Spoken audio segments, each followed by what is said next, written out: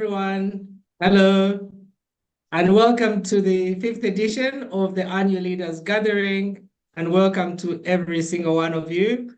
I'm particularly really pleased to see our keynote speaker, Ms. Claire Akamanzi, and our moderator, Raymond Mujuni, and Professor Maggie Chigozi, who have also just joined us. I'd like to start by expressing regrets from our chairperson, Magnus Muchunguzi, who is caught in a flight situation. He's trying to find in Israel. So hopefully if he gets out of that situation, he will be able to join us. But for now, I think we can begin. I like to think we're ready. Raymond, are we ready? Claire, Professor? We good? We are good. Okay, brilliant. Thank you. Brilliant. Yes. So a warm welcome once again. And to just say that I'm pleased to welcome all the fellows, our partners, and our friends who are joining us for this conversation. It's really significant that we're marking 5 years of the Annual Leaders Gathering, particularly because when we set out to establish the Leo Africa Institute, one of our strategic objectives was to set up a convening platform, particularly for an Africa convening platform for thought leaders, and primarily to respond to the fact that most of the premier platforms for convenings, for conversations, for ideas, for businesses, for political leaders and people with influence and power tend to be outside of Africa. And yet we always are required to participate in these meetings. But when you go, like I've had the privilege to attend some of them, you will commonly find that African issues are either on the fringes, or you as an African who is participating, it's almost like out of like tokenism. So as a response to that, personally having participated in some of these meetings, I was really provoked to think that we must set up our own spaces where we're able to provide spaces for leaders like yourselves to connect, to meet, and share thoughts and action in terms of how we think we can drive our countries and our societies forward. So I'm particularly pleased that we're marking this the fifth edition of this meeting, and in particular welcoming Claire Akamanzi, who's been a great friend and a champion for the Leo Africa Institute from the beginning. In many ways, I think Claire represents what it is that we're trying to do as a Leo Africa Institute, which is that we're trying to invest in a type of leaders, a type of leadership among young and emerging leaders whom we believe will be the ones who will be able to drive Africa for the real transformation. People talk about economic and social transformation, but actual transformation, we've not really seen or even felt that we are capable of having this kind of transformation happening in our lifetime. So we're trying to invest in leaders and bringing them together through platforms like this, who can actually deliver on this dream, on this vision, on this aspiration of a total transformation that will get out of our people out of poverty and out of the sort of difficult situations that we commonly find our situations in. And in many ways, our keynote speaker, Claire, represents that type of leader whom we are trying to invest in. And that leader being a person of integrity, committed to service, strong work ethic, being dependable, being reliable. And more importantly, I think an example of what happens when you invest in young and emerging leaders and the value they can create to the countries or to the society. And for Claire's case, I think having been entrusted with a lot of responsibility and leadership at a very young age in Rwanda, being able to have done the incredible work that she's done in contributing to the transformation of her country. So Claire, we welcome you and we appreciate that you made time to join this conversation. And we look forward to the insights and lessons and knowledge that you're going to share with us. And by extension, I think Raymond, who is the moderator for this conversation, Raymond is one of the inaugural fellows of the program at the Leo Africa Institute, the Young and Emerging Leaders Project. Without a doubt, one of the most outstanding among our fellows, and with a thought leader in his own right, who's had like really great achievements under his belt. And so Raymond, we're really proud of you. You're always flying the flag high for the Leo Africa Institute everywhere you go. And I was particularly pleased to find you at Oxford University early this year. And they really generous thoughts that you shared about the Leo Africa Institute with your colleagues at the Oxford University in terms of how the Leo Africa Institute has contributed to your own personal growth and leadership development. So we appreciate that. And of course, by extension, Maggie Chigozi, Professor Maggie Chigozi, who is I'm so privileged to call a friend and a mentor for so many people. Professor Chigozi is known for as an entrepreneur, as a farmer now, and so many things. But most importantly, recently, I think she's known as a friend of young people. She's in the last few years devoted her time to always spending time with young people, making herself available to young people and doing everything she can whenever she's called upon. So we appreciate her and appreciate you as a friend, Maggie, and always being available for me for advice and all the things that you do for me. So I really appreciate that. And by absentia, appreciating Magnus Muchunguzi. Magnus is an incredible African who I am so privileged to work with at the Leo Africa Institute as a co-founder. He's done an he's created an incredible contribution to the work we do and continues to do so and offer leadership as the chair of the Leo Africa Institute. So we will miss him, and if he's able to join us, that would be great. But if not, I know he's with us in spirit and he's committed to the work we do and going forward. And I look forward to the next decade of the Institute. So back to the what we do and just really summarizing the why we're here is to say again the significance of having this platform to bring all of you guys together, continuously connecting you with people with power and influence, your own power and influence, and being able to see how we're able to have impact in the different spaces where we are. And so our commitment to growing a network of champions and Africans who think a certain way, do things in a certain way, who are committed to the growth and transformation of our continent is total, and we really remain committed to that vision. So today we have over 500 members of our network as champions, about 200 fellows, and between the Young and Emerging Leaders Project and the Huduma in 8 different countries. And of course, our faculty members, partners, and everybody who is associated with the work we do. We greatly appreciate it. And in that breath, I'd like to offer our great appreciation to the Single Family Foundation, which provides us with a lot of support to do the work we do, and the Konrad Adenauer Stiftung, which is our primary partner in the annual leaders gathering. So we extend our thanks to those partners. So as we go into these conversations, in the opening and in the afternoon, we'll have an intergenerational conversation with young people from South Africa, from West Africa and East Africa, in partnership with the Africa Leadership Initiative, where we're going to look at the question of Gen Zs and the place of young people in African society going forward and how to support their quest for leadership. So I'm looking forward to that session, and I hope you'll be joining us later in the afternoon. And also for Saturday, where we'll be convening virtually at the Kampala Serena Hotel, rather at Kampala Sheraton Hotel, for the physical convening, which will all be shared with you through live streaming. So I'd like to welcome you once again, and to those who may not, who may be just joining us as friends of the Institute, we'd like to say that we'd like you to be our champions. We'd like you to sign up on this work. I think the work of Bring Africa Together includes not just convening and connecting and building networks, but it also includes us being deliberate about how we shape our stories, how we tell our stories to the world, to each other and to the world. In many ways, over the last many decades and centuries, we've had the distortion of African identity, of who we are, first of all, and even us believing a different version of who we are because of the story and the narrative being told from somewhere else. So this is the time, and we really believe the generation that we are working with and the younger generation coming are the ones who are going to change this, who are going to reverse this problem that we have of a distorted African identity that is told to the world and then is told to us, and then we even believe that. So the centerpiece of work we do is taking back control, taking back the narrative of who the African is, who the Africa wants to achieve, where we are, and who we are as a people.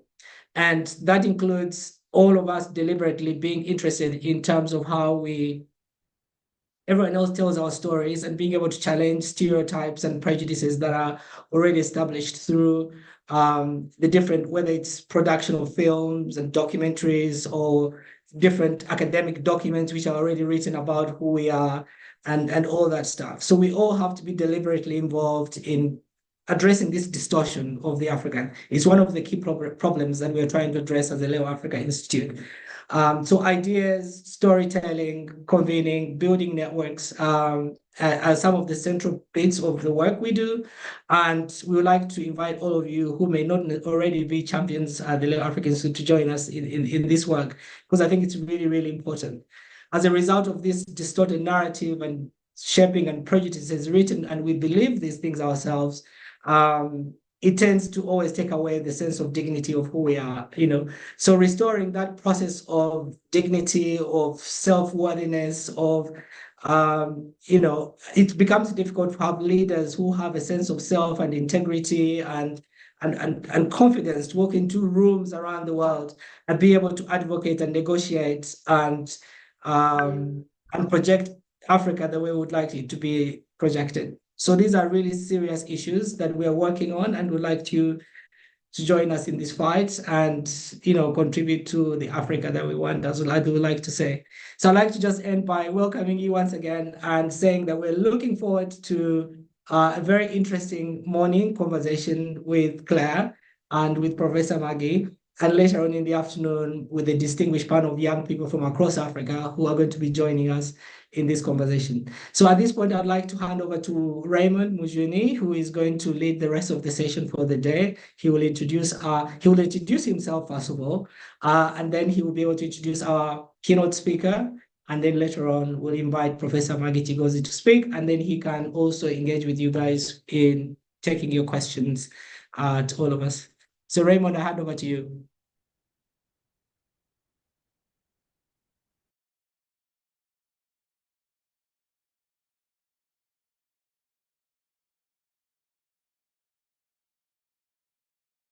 Hello, well, thank you so much for the glowing introductions that you've made. And also thank you to everyone that's made time to be part of the annual leaders gathering this morning. Spectacularly delighted about today, not in the least because of the cast of people that will speak to us, but also because that for once we now get to meet again as Yelp and also Huduma fellows and people within the network. So I think without much further ado, I want to invite Mrs. Claire Kamanzi to make her opening remarks. Mrs. Claire Kamanzi, of course, needs no introduction, but she's currently the Chief Executive Officer for NBA Africa. And previously, before that, she served as the CEO of the Rwanda Development Board. As you know, that's the most transformative institution in Africa by many miles, and we don't say that lightly. So, Claire, I'd like to invite you to make your opening remarks, and then we'll get into a conversation immediately after that. Thank you very much, Raymond and Awel. I'm very, very pleased to join you today. I have seen Awel, develop this institution, as I'll call it, Leo Africa, and I've seen it grow over the years. And I must say, Awel, I'm in total admiration of the passion, the commitment that you have in developing leaders on the continent. And I really must commend you and encourage you to really keep that path, because this is a very important part of transforming Africa and transforming our countries. So, Awel, thank you for inviting me, and I really must emphasize my admiration for the work that you do through this. I'm also pleased to see my big sister, Maggie Chigozi, who I've known for many, many years. I remember as a young girl joining the government of Rwanda as an investment promotion officer in my 20s. And working very closely with Maggie and learning so much from Maggie, because Maggie was doing a tremendous job at the time when she was the head of the Uganda Investment Authority. So really good to see you here, my big sister. And Raymond, thank you, and good to see all the work that you do. And Awel talked about that, but really, really pleased to be here. Now, when I saw the topic for today, which was harnessing Africa's growth drivers, the critical role of leadership, institutions, and human capital, the first thing that came to my mind was like, actually, these three themes, in many ways go together: leadership, institutions, and human capital. And the first thing that came to my mind was, you know, a car or an aeroplane, you know, that takes people from point A to point B, and how all these three themes actually play out in how a car takes us from one destination to the other. So you have people that want to go somewhere, you know, it could be a dream, it could be a vision, it could be prosperity, it could be, you know, physically moving from point A to B. And the role of a pilot or the role of a driver in that car is critical because they see the destination that we want them to take us to, and they see the challenges. If you're a pilot, the pilot will see the weather. They will see how to navigate the weather. And then they will see, you know, the altitude. They will see, you know, eventually how to get there. And their job is to give us that vision as a pilot that I am going to take you there and I'm going to navigate the weather. I am going to address all these challenges and bumps, turbulence that might be there, but my job, and I can see that we can eventually get there. And I see that as the role of a leader, the pilot or the driver that sees the destination, articulates it, and gives confidence to the people that are in the car or in the aeroplane that they are actually going to get there. Just last week, I was flying to Kigali from Nairobi, and then suddenly there was a lot of wind and we couldn't land. So the pilot tried to touch the tarmac and he failed. So he went back up because the weather was bad. And then he kept rotating, waiting for the control tower to tell him that actually you can land down. We were all a little bit uncomfortable because we're wondering, is the fuel going to run out while we're still hanging up there? And he kept saying, no, look, I have enough fuel. I can see the weather is getting better. The temperature was this, now it's getting this. He kept giving us that assurance that he was going to get us there. And that's how I really see the role of a leader. The vision, the confidence, the assurance to those that they're leading, that they're actually going to get to the destination that they want. So that's how I see it. That's what came to my mind when I saw the three themes that Awel shared. And then the second part, which is the institution. And I said, okay, where does the institution fit in all of this? And I thought about the actual car or the actual aeroplane that houses, you know, this mission or this vision that the pilot has or the driver has, the people that are being, you know, supported to grow. And the level of the role of the institution for me was almost the same as the role of an aeroplane. That you know, the pilot can change. Today there's one pilot doing a shift, another pilot comes tomorrow, but then the aeroplane or the car remains because they are putting together all the things that the driver needs or the pilot needs and the passengers need to get to one place or to the other. So that's how I see the role of institutions and the role of you know, this vehicle or this plane, this aeroplane that has all those elements together that allows us to move from point A to point B. Then I thought about, okay, where does human capital fit in all of this? And I thought about, you know, for a car or for an aeroplane to work, you know, you need a pilot, you need air hostesses, you need a flight engineer, you need aeronautical maintenance engineers, you need all these pieces. You need the people that actually make the car, that establish the car, that maintain it, etc. And those different skills are the skills that are needed to put all of this together. And so without the car or the institutions, without the human capital that really maintains and services, without the leader or the pilot, you know, this destination from A to B will not happen. And so all these three things really go together. And for me, that's what came to my mind the first time that I saw this topic, and I thought I should just use that analogy.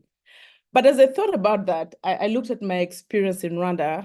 I worked in Rwanda for, you know, the government of Rwanda for almost 20 years, very much from my early 20s until very recently when I joined the NBA as the CEO of Africa. And I thought about, you know, these elements, the three elements, where do I see them? And I thought maybe I should just use one main example to really share with you. And then, you know, we can pick the elements from that example. And this example was in 2008. I was about 28, 29 at the time. I had been working for the government of Rwanda for a few years. And then there was this World Bank doing business report that ranked countries according to how well their investment climates were. And Rwanda had just been ranked 150 out of 175 countries in the world. And I remember President Kagame calling a few officials, including me, the Minister of Finance at the time, the Minister of Trade, myself, and a few other officials. And he said, look, have you guys seen this report of the World Bank? Rwanda ranks 150 out of 158. Are we serious? Are we comfortable to be ranked 150 out of 158? And we say we want to become a private sector driven economy. We want to bring in businesses. How are they going to come when they read that it's, we're 150 out of 175 in the world? We're basically among the last. And in fact, I remember him saying we are the last. And I remember thinking, no, actually, we're not. So I remember putting up my hand and saying, Mr. President, actually, we're not the last. We're 150 out of 175. And he laughed and he said, what is the difference between 150 and the last? And then I got the point. And so he said, look, I want you guys to go and think about it, come up with a plan, and I want us to improve. So that is the pilot saying, this is where we're going. I want us to come from this 150. I want us to do better. And I want us to think about everything that it takes. Think about the car, the aeroplane. Think about the people that you need. Think about whatever you need to get us to do better than we're currently doing. And so we went back with my colleagues and my team, and we were tasked. At the time, it was an institution called RIEPA, which is like the Uganda Investment Authority that Maggie was leading at the time. And we went back and came up with a plan. And the plan saw us moving from 150 to 99. And we thought we had done a great job. We had a good plan. We had, thought about it. And we went back to the president. He called the meeting in cabinet. And he said, okay, so what is the plan? And we said, we have a great plan and we're going to implement it. We're going to become 99 in the world. And the president was not amused. He said, 99? What is the difference between 150 and 99? And we said, no, but that's such a big jump. Can you imagine, 51 places? That's a really big jump. And the president said, no, I want you to go and think about what does it take for Rwanda to become among the top 10 in the world. And I remember thinking, we cannot be top 10 in the world. We are, a developing country, low income. If you looked at the countries that were top 10 at the time, I remember going through the list of those countries. It was Switzerland, it was Singapore, it was Hong Kong, it was the UK. It was really high income countries, very developed countries at the time. And so I said, Mr. President, the top 10 are very high income countries. You have internet penetration across the whole country. You have infrastructure. You have, everybody has gone to school. Everybody has gone to university. Those are the elements that actually allow them to become top 10. And the president said, no, you go and think about each and every element. What does it take for Rwanda to become top 10? If it's internet, what does it take to get internet? If it's infrastructure, what does it take to get infrastructure? If it's skills, what does it take? Like, tackle those things and be ambitious and be audacious. And if you are, maybe you can't be top 10, but because you've worked so hard towards top 10, maybe you will be top 20, top 30. But if you go with a mindset of being 99, you will be 110. And for me, that was an example of how a leader really provides a destination and a vision that even sometimes as a people, you don't think is possible. But then the leader, not only paints the picture for you, but also encourages you to be fearless, to be bold, and to really believe in yourself that you can actually get to being at that point. So when that happened, we worked very hard and we started really being very, very, very, innovative and very bold. And just to make the long story short, by the time we're at the peak of our business climate reforms in the year 2019, in what they call the 2020 report, because it was always in advance, Rwanda ranked 29th in the world. Can you believe that? We were not top 10, but we were 29 in the world from 150. And I would never have imagined being in the middle of all of that we were ever going to be 29 until we were challenged to really think about that. The interesting thing also is that Rwanda was the only country among the top 50 in the world that was not a high-income country or a more developed country. We were the only low-income country that was in the group or the class of those countries that were actually top in the world. And so, looking at the challenges, looking at the the vision and the boldness, actually being able to get there because, you know, you really tried and you believed and that was possible. Now, when I think about that role of leadership and the results of the impact we had in doing that, also very much in terms of improving the economy. If you look at the economy of Rwanda, average economic growth rate of 7 to 8%, even higher in the recent years. If you look at investments growing from 1 billion to, you know, almost 4 billion over 10 years, and really seeing that the role of private sector and investments, clearly the investment climate and doing business role was very, very much there. And so when I go back to the themes of leadership, institutions, and human capital, I think the role of leadership, from that example, we see that very clearly. But let me go to institutions. Now, when this vision of Rwanda becoming a private sector business climate friendly country, one of the decisions at the time the president made was for Rwanda Development Board, a new institution to be created. Initially, I was part of the Rwanda Investment and Export Promotion Agency.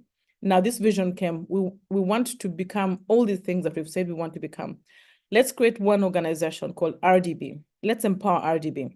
So RDB at the time was a merger of all the institutions that were relevant for private sector development. So the Investment Authority, the Export, the Company Register, the Intellectual Property Register, the IT Registry, the Human Capital Development Agency, all these were brought together to have one vision of really transforming from A to Z the process or the experience of doing business in the country. And RDB was, I remember we were sent to Singapore for 2 weeks to learn how Singapore did it. We took 2 weeks, you know, from morning to evening studying the EDB, which was the Economic Development Board of Singapore, and learned so much. We also learned so much from, you know, even within our neighborhood, some of the institutions that were doing well in Kenya, in Uganda, in Mauritius. We tried to pick the best of, you know, whatever we could find across the different countries, and then took them and really implemented them as well. So we didn't always have to innovate. Sometimes we did, but we also learned from the successes of other people, and we didn't have to reinvent the wheel. Now, RDB was created. The CEO of RDB at the time was also a member of Cabinet of Rwanda, and that was empowerment to give the institution the credibility, the empowerment to really do all these changes. And that created a mentality and a culture of reform. So we were always thinking reform, always thinking innovative. What is the next thing we can do? And you will see many, many examples of how this was translated into very specific things, including the decision to advertise Visit Rwanda on Arsenal, which again was a challenge that was brought to RDB, and going out there and feeling very confident that, we can actually, take our Visit Rwanda and take it to the world through a football club like Arsenal. And that's okay. That's part of the innovative and bold decision-making that we've been empowered and built to be as an organization. Now, I'll end with how human capital fitted in all of this. Of course, to be very ambitious and to think about developing all these plans, you need people that have the skills, that have the expertise. And how we approached it was to be flexible. So our role as RDB partly was to develop human capital for the country. And so what we did is working with international institutions, for example, to help them set up in Rwanda, like the Carnegie Mellon University or the Africa Leadership University or other universities. But to be able to build the skills you want will take a long time. It took years and decades and decades. And so as we did that and looked for expertise or skills to be built in the country, we also were very flexible. We brought expertise from all over the world. The chairman of the board of RDB was, an Israeli American. The chief investment officer of RDB at the time was an American that we hired to do that. So being very flexible about getting the skills that you need, while at the same time being able to build the skills over time. And those really contributed very, very significantly. But also having a policy that makes getting work permits easier in the country. So we have this list called occupation demand list, where if the skills is needed in the country, there will be an immigration list, and immigration will give them work permits. And if the skills are abundant in the country, then there won't be priority in terms of getting work permits. So that's an example I wanted to share, which I thought, kind of really exemplifies the three themes that we have. But I also want to end saying how these themes I see also very much in the same way in my new role at the NBA Africa. So today, I think one equivalent that I could give of that mission or that vision is how NBA decided to develop the very first league outside the US, which is the Basketball Africa League. Really seeing the opportunity that Africa has, a young demographic, the fact that, you know, in a few years, 1 in every 4 people in the world will be African, the fact that disposable income in Africa is going to double by 2030, the fact that all these things, the momentum that Africa has, NBA decided that it was opportune time to invest in Africa. And so, you know, they invested and I joined this year. We have a league, the Basketball Africa League, that provides opportunities for talent to be developed on the continent. It's the only other league that NBA has, as I said, outside the North America. And so that vision of, you know, seeing that this talent is an opportunity, very much going to pay off in many years. It's not something that is going to, you know, you're going to see the full results in 3. It's a long-term investment. And we're seeing already how we're impacting economies through sports tourism, sports tournaments, how, you know, when you have a tournament of basketball in a country, you really help the country's economy in many ways. You know, you fly people to compete, people come and watch, fans follow their teams. You have hotels that are consumed by all these people. You have, you know, internet, you have transportation, aviation. And so sports actually helps consumption of the rest of the economy. And in a way, that ecosystem is an economic imperative that really helps the countries to develop. And that's what we're doing at the NBA and BAL. Of course, it's a new ecosystem. We're building skills. The human capital program is very much part of that. In addition to the players, we also have programs to support people to go into skills or careers in sports. So we have programs like the Junior NBA program. We have BL for Her that encourages women like myself to take careers in sports, whether it's management, marketing, digital, basketball operations, whatever it is that you're interested in. We want to see more women in sports. We have clinics that we organize for boys and girls. We have an academy in Senegal where we actually train our young talent to be able to play professionally. This year was exciting because we had our very first direct draft from our academy to this year's draft, and he's called Ulrich Chomchi from Cameroon. He's playing today with the Toronto Raptors. And so we are investing in skills in order to deliver on this vision that BAL, or the Basketball Africa League, can be a very strong catalyst for economic development in Africa in ways that we haven't seen before, because sports has been seen as a recreation, but sports is actually a big economic opportunity, as we've seen in the rest of the world. So I will stop there, Raymond, for now. And again, very, very happy to join all of you and happy to take any questions. I'll have a conversation with you, Raymond. Thank you. All right. Thank you so much, Claire. And you've really hinted at many of the areas which I wanted us to have conversations about. And I guess that I want us to start this conversation from the point of resilience and character for leaders. You briefly hinted around how a merger of institutions came together to create RDB. But tell us a little bit about the kind of character you are as a person to look at the problem and say, this is how I want to solve the problem, and this is how I will go at the problem. Because many of us who are young leaders are equally in positions where we see a multitude of problems, and sometimes we get overwhelmed. And sometimes it relies upon your character, it relies upon your resilience to be able to say, I think this is the solution and I will pursue that solution. So tell us a bit about yourself. What is it about you that helps you build the character to take on big challenges? Mm-hmm. Thank you, Raymond. I haven't always been ready. And I think the point is that you probably will never feel ready. But when an opportunity comes, you seize it. And then you deal with the readiness. I remember when I was 25 or 26, I was living in London at the time. And then I get this news that the cabinet of Rwanda has appointed me as the Deputy Director General at the Rwanda Investment Authority. And I was like, I'm 26. I haven't done this before. How am I going to be the Deputy Director General? That sounds like a really big job. And I remember before going to Rwanda from London, going to shop. And I went to buy all these dark suits, trying to look older. I went to buy, jewelry and big suits and trying to look important so that I can actually look the part, because I didn't feel ready inside me. And I remember going back home and really trying very much to, look, the part. And many times after having a meeting with people, they would say, sorry, can I ask you, how old are you? Like, we can't believe it's you we're actually dealing with. How old are you? And I'd say, come on, I really tried, to look the part, and you still can see that I'm a really young person. But, well, I don't get that problem anymore. Clearly, I look the part now. But I think how I dealt with that, one is looking at the opportunity as just extremely important, almost like once in a lifetime opportunity. I have this opportunity before me. I may not feel ready, but I'll not get this chance again. So how I deal with the chance that I have today will pave the way for what I can be in the future. So I really understood that.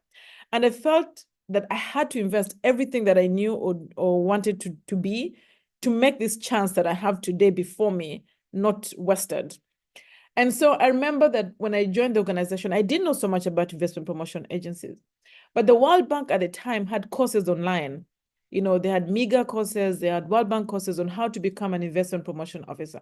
I used to stay in the office until midnight, reading and trying to prepare myself, because I didn't feel ready inside me, but I had the opportunity. It was up to me to get ready, to really invest in feeling confident. So in a few years, I could really speak the language of investment promotion. I understood it. I could go out there and really explain, because I really took time to understand it. And I did the same when I joined the sports industry. I took time to really understand the sports industry, and I'm still learning, but really being very open to that and saying, look, I may not be ready, but I can be ready if I really put the work in it. Now, and then the other thing also is try to find low-hanging fruits and show some results, because results, for me, I found to be the most important motivator. If today you have a little bit of results and you can show that, that gives you the inspiration that you can actually get to the next level. So very quickly looking at where's the nearest win, or where is the low-hanging fruit, and really winning in that and being able to address that. And then also dealing with the challenges and bringing the resilience inside of you. I always tell my friends that I am the first counselor. People say that sometimes they go for therapy. I am my therapist. Every single day, I am like, I didn't do that very well. What could I have done better? I should have done this much better. I reflect a lot. I really admit where things haven't gone wrong, haven't gone well for me. And then I try to say, okay, forget about yesterday. Today's another chance. And for everything that I didn't do well, I always try to compensate by trying to find another opportunity to kind of do it better, so that those who saw that I didn't do it well and then can actually, I can update their thinking of me by giving them a different experience. So really dealing with those kinds of ways to really strengthen your own resolve inside is how I deal with it. Thank you so much for that. I wanted us now to move to setting goals. You did mention a story in passing there about the head of state saying, 99 is not comfortable enough for us. We need to be number one. What is the role of setting goals in institution building, and how do you set achievable goals? I know you've mentioned low-hanging fruits. So when you're setting goals, how do you achieve the low-hanging fruits and get them while you're chasing the bigger goals, which are sometimes institutional dysfunctions, making those dysfunctions go out, or building the institution to be a very efficient institution like RDB has become? So how do you do that?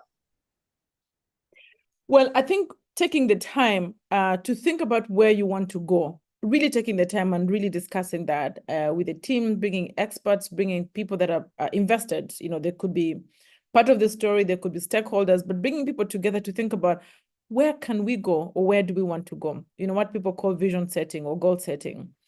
And I think it's very important to look at the long term, when can I become the best that I can be? One of the goals, for example, that we have at the NBA Africa is a 2040 goal, which is 15 years from now. So I think that's really important, but it's extremely important that you don't just stop at the very long-term vision, because people need to experience results to believe in the results in the long term. So breaking that up into smaller bits. So you have this long-term vision. You've had countries, for example, say, I want to become a high-income country. But then what do you want to become what is achievable in the next 5 years that allows you to have the ground to be the 15-year plan that you want to have. And then you break it down even to 1 year, so 5 years, I want to, double, triple my revenue. But what am I going to do in the next 1 year? I can grow maybe by a certain percentage point. So being able to have the long-term vision, but break it up into, 5 years, 3 years, and maybe 1 year, because that's how you really track that you're making progress. But also, that's how you encourage everybody, because when you see that you've achieved your 1 year target, then you believe that you can do the 3 year, the 5 years, and then the 10 years. And that keeps people giving it their best to really go. The other role that I see, Raymond, on goal setting is accountability. If you have a vision, but you don't have a mechanism to remain accountable to yourselves, but also to those that you lead, then you don't see the progress that you're going to make, but also you don't hold each other accountable. So you said you're going to, double revenue, let's say from $5 to $10 million. Are you actually there? What is what was the problem?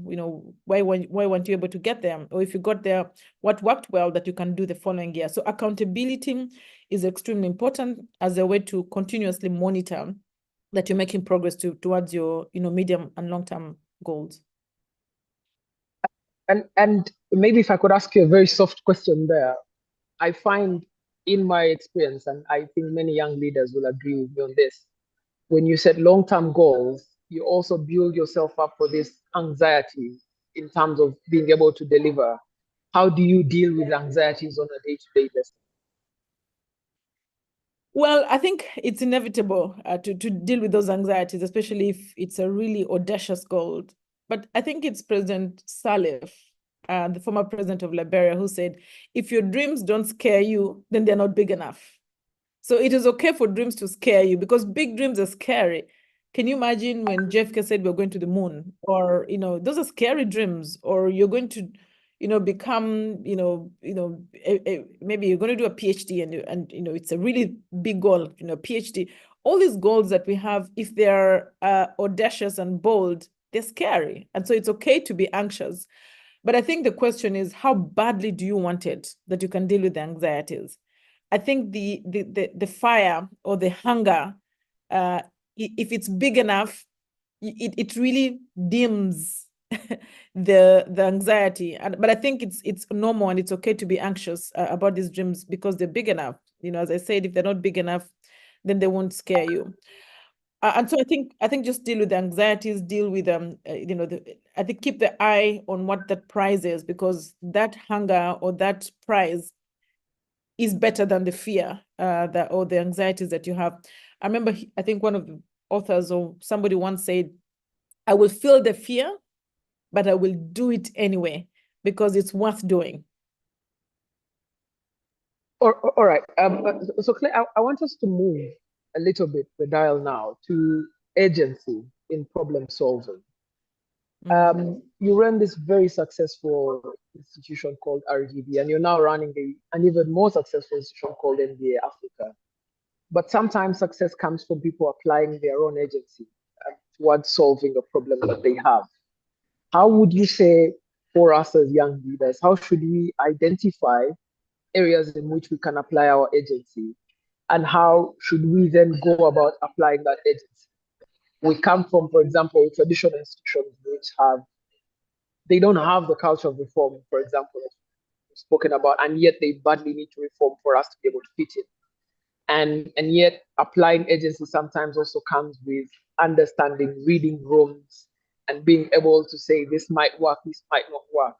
So from your own point, as a 25-year-old at RDB, as a DG then, what did agency look like for you? And you applied the agency, what did you learn about your own agency?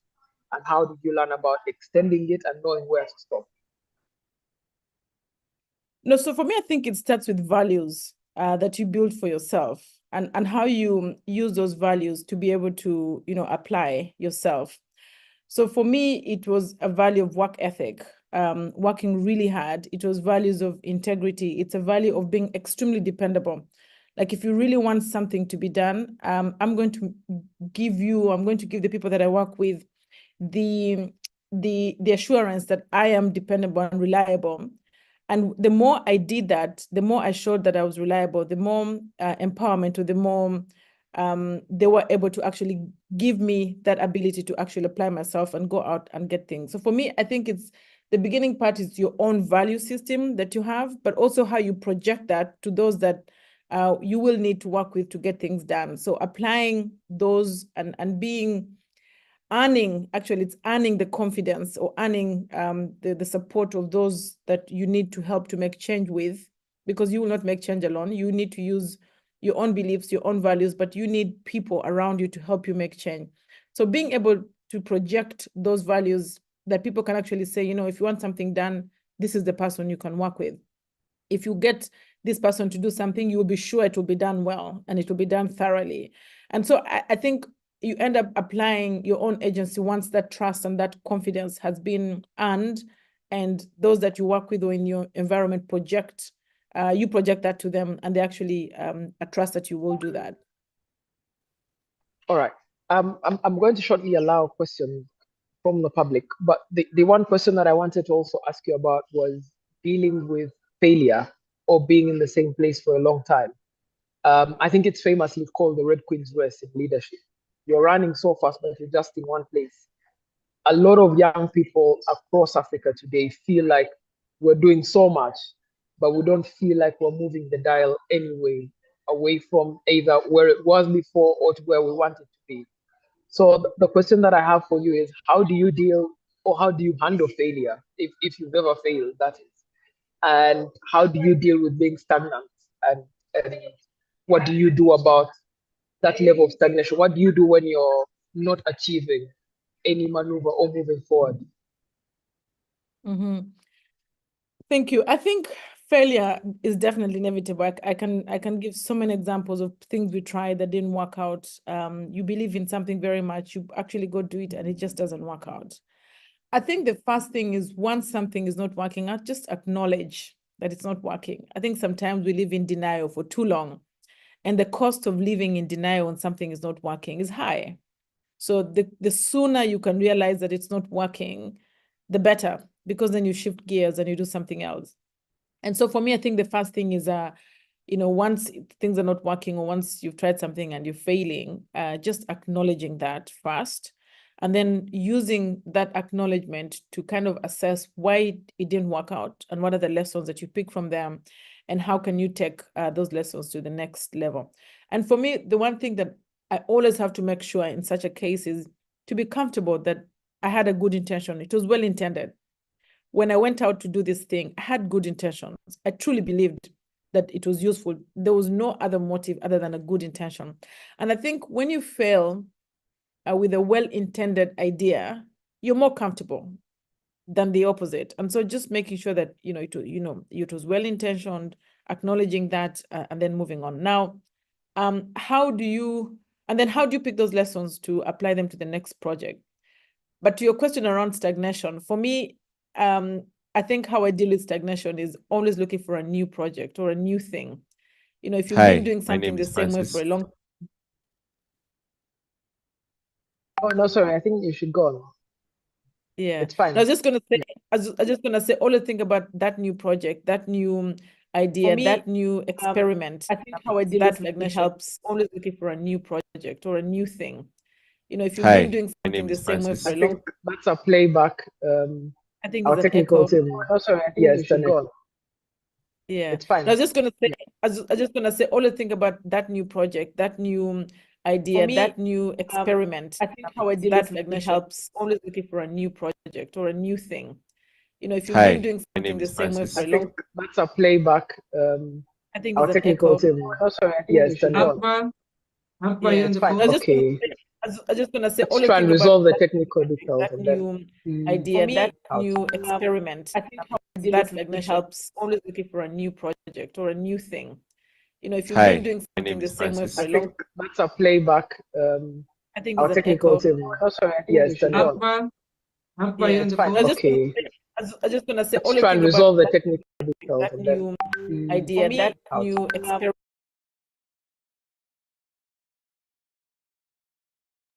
All right. I think we've dealt with a failure on sound.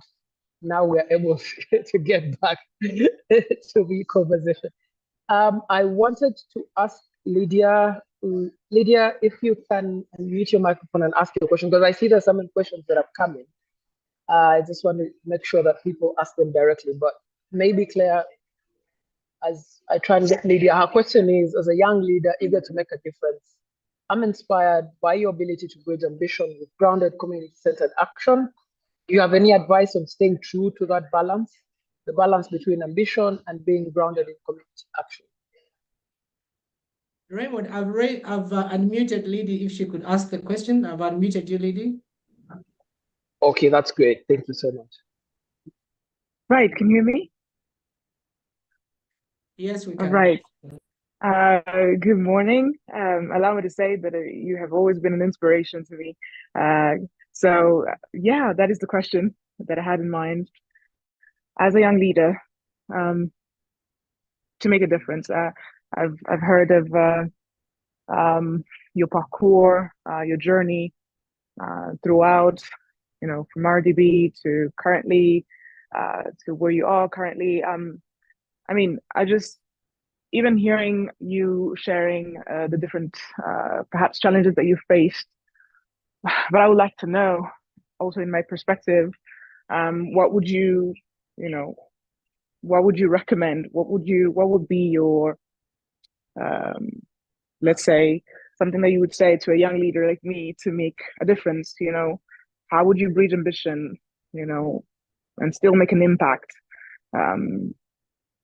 Any advice on staying true to that balance? For instance, a little bit of my background, I'm an engineer, currently also transitioning into project management. I've been part of the Young Emerging Leaders program.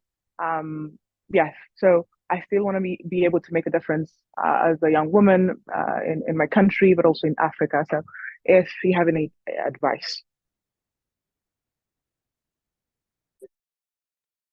Thank you, Lydie. Right. Or should I take that, Raymond? No, you can take that. You can take Okay. that in the meantime. Okay. So Lydie, I think what I hear from you is, if I have an ambition, how do I balance that with making an impact in community today? And still, stay the course of the big ambition that you have going forward. I think for me, it's starting with where you are today. How do you excel in where you are today? Because that is the stepping stone that you need for the next level.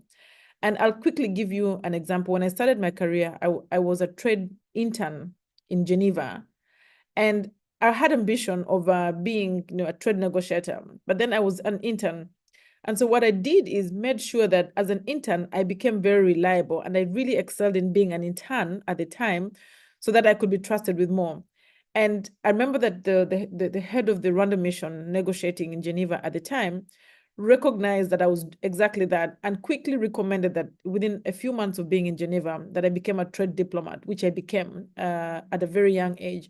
But it was because as an intern, I was supporting, if people needed, documents, to know positions of countries that are negotiating, I made sure that I brought copies for everybody. I made sure that I read them. And if they're trying to understand what the issues are, I'm actually really ahead of them, because I've read the documents and I can explain to them what the different positions are. So being available and applying myself so that where I am today, I excel in it, because that is what is going to allow me to go to the next level. So wherever you are, Lydie, today, just excel in that. Make sure that you get the credentials that you need, but keep an eye on what your ambition is and where you think you can go and where you think you can grow to. And make sure that what you're doing today and excelling today is actually giving a stepping stone, and you're actually seeing that you're making progress towards that ambition that you have. All right. Thank you. Shall we get Lovejoy? She has a hand up. If you could ask. But also, as we get Lovejoy, I'm happy that we have with us one of our board members. Angelo is a faculty member, but also a board member at the Uganda Investment Authority. So I'm also going to draw on his expertise and experience in the conversation. But first, Lovejoy, do you want to ask your question, and then we get to answer? Yes, absolutely. So just to begin with, to thank, I hope you can all hear me. I did unmute myself. So yes, thank you so much, Awal, for inviting me, I think, last minute to this wonderful session, and to hear from Ms. Claire, Akamanzi. It's such an inspiration, and I think you're a great example to our young women in Africa. And to, it's inspiring to see that, the young women of Africa can do this and can reach, the heights that you have reached in leadership. So my question is basically, focused on that, while Africa would want perhaps to sing a different narrative or to say a different narrative, we are still, in I would say, in that sphere where women face very unique challenges in a traditionally, I think, male-dominated, continent, and even our governments are testament to that. So my question to you, Claire, is from your experience, how would you say you envision the role of women involving in leadership in Africa in particular, and particularly for young women? What do you think are the strategic initiatives that are essential as opposed to creating more equitable pathways for the next generation of our young African leaders, the women especially? Mm-hmm. Thank you, Lovejoy. First of all, I love your name. Very, very positive energy right there. So role of women, I think the challenge of women in the workplace continues to be there. I think there's a lot of improvement. There's a lot more women leaders that we see in different areas, including in sports. I think there are not many women, executives in sports that I mean now, but I think there's a lot of progress, but there's still a long way to go, is what I would say. I think how you deal with that, one, I think preparing women for leadership is something that we all have a duty to do. I talked about one of the examples that we have today, what we call BAL for Harm, the Basketball Africa League for Harm, which is a program that we undertake at the NBA Africa to really expose women to possibilities in sports so they can think about careers in sports. And so I think preparing women, putting in place programs, training, conversations, discussions, sharing, what are the challenges, that you face as a woman and how do you deal with those challenges? I still go to some boardrooms and somebody will assume that the man I'm with is probably the person that they should be dealing with, when in fact, I am the one they should be dealing with.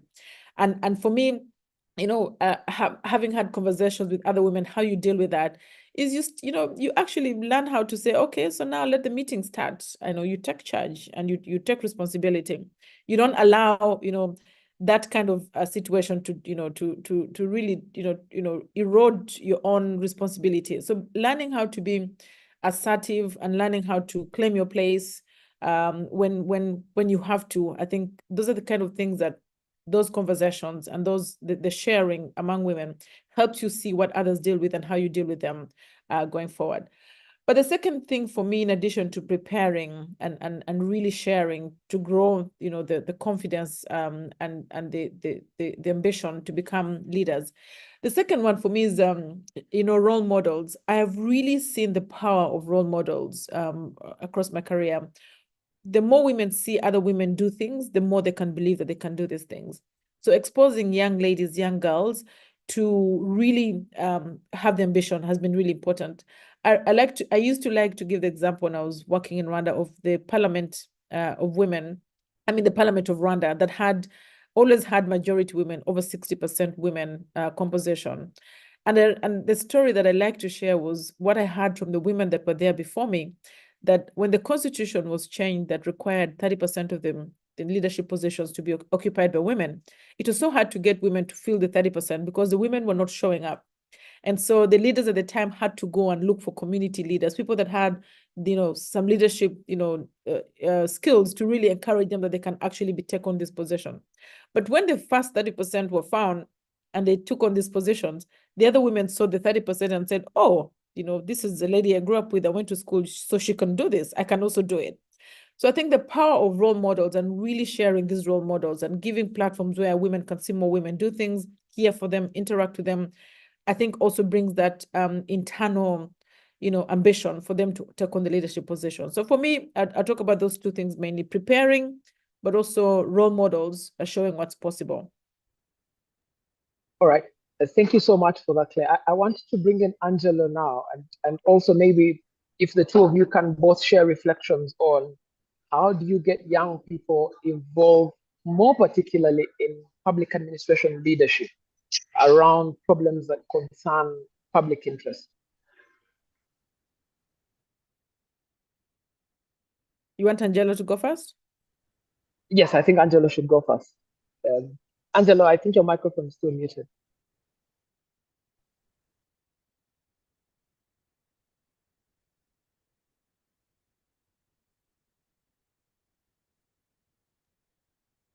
Can you hear me, Raymond? Yes, I can hear you now. First of all, Claire, I was going through something today, but you just put my anxiety to rest by saying that if the fire is big enough, it dims the anxiety, which is really what I needed to hear today. And so I thank you for that. Thank you. I think, I think with regard to young people, in my experience, it is almost a self-fulfilling prophecy that if you keep at it, you display integrity, you show up where it counts, you work through problems honestly with young people, because everyone comes at this at varying levels of skills and varying interests and varying places in their lives, that you eventually just build what someone called a nervous system. So in practice, what I would encourage everyone to do is, especially within our network, ask for help when you need it and give it when it is required of you. And that way we all move forward. Thank you. Thank you, Raymond. Thank you so much, Angelo, for that. Claire, you want to respond immediately? I won't add much to what Angelo has talked about, Raymond, but just to emphasize, in terms of young people taking on leadership positions, I think building on what Angelo said, which is when you're given, really like deliver.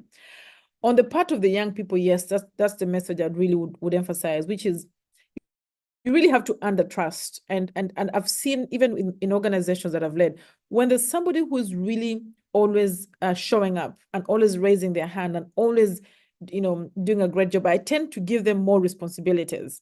I tend to, because they've shown that they're reliable, they've shown that, they get things done.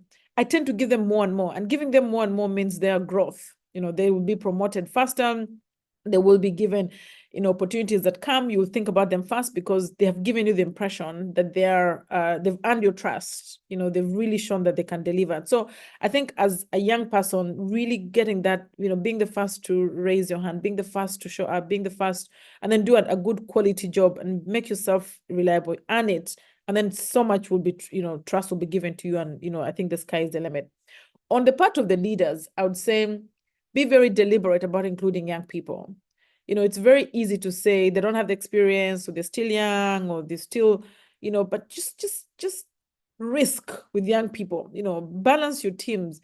If you have a team that has an average age of 35, 40, bring a 25, 26-year-old, just trust them with something. And I think I've been a beneficiary of that. And the truth is, you may not feel ready, you may not be ready, or they may not be ready, but just because you've trusted them and you've taken that decision, gives them an immeasurable sense of power, or of drive that you will benefit from as an organization, as a leader. So I think on the part of leaders, include young people, be deliberate about that, balance your teams with very young people, give them a chance to grow, and you will be surprised by how much they can share. All right. So Sharif has his hand up. I want Sharif to ask his question. But together with Sharif, maybe I'd get you to answer Esther's question. Esther's question came in really earlier. Esther wanted to know how you approach building partnerships with international organizations, with businesses to support Rwanda's economic development goals. And then her second question is a question I intended to ask you towards the end of this conversation, so you can pack it. How do you achieve the favorable work-life balance, if there's anything like that? Okay, so Sharif, are you able to ask your question now?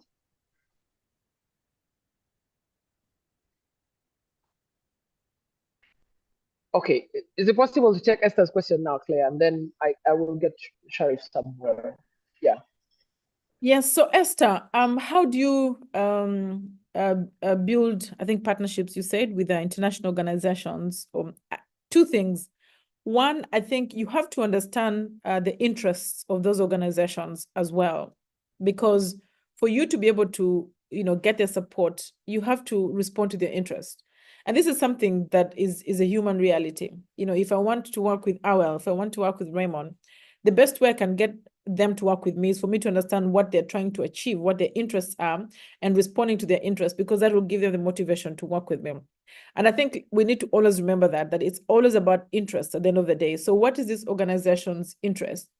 Is it if it's the World Bank or if it's the UN, are they trying to achieve something? Sometimes, they're trying to achieve, results in gender, showing that gender parity is happening. Sometimes it's weather, it's climate, environment. Sometimes it's poverty alleviation. So if I can show them that what I'm giving them responds to what they need, they will support me.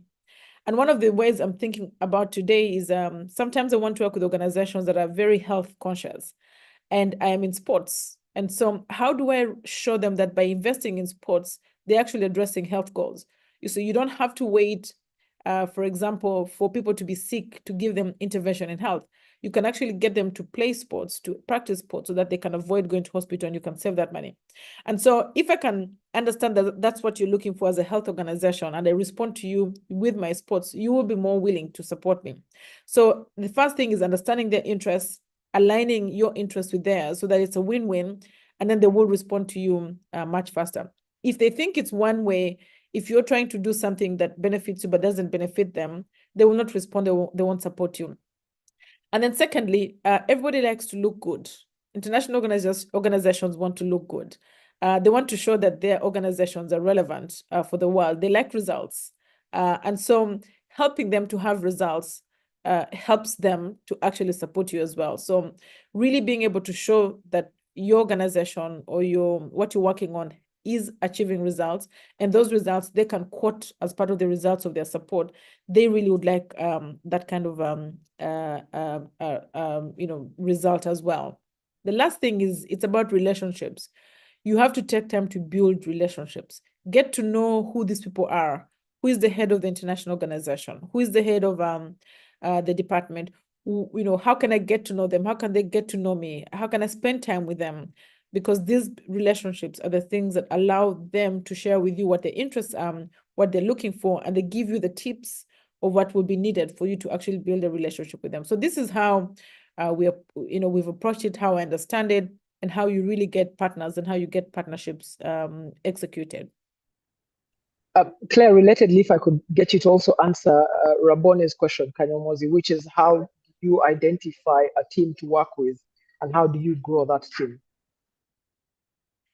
So the obvious way to identify a team is qualifications. That is the obvious way. It's what skills, what set of skills do you need? Do they have the skills? If you're looking for, marketing and comms, do they have the degrees or do they have the experience in marketing? That's the obvious way and the starting point. But for me, the second thing is attitude of people. Someone can have the best qualifications, but because they don't have the right attitude, they cannot get results.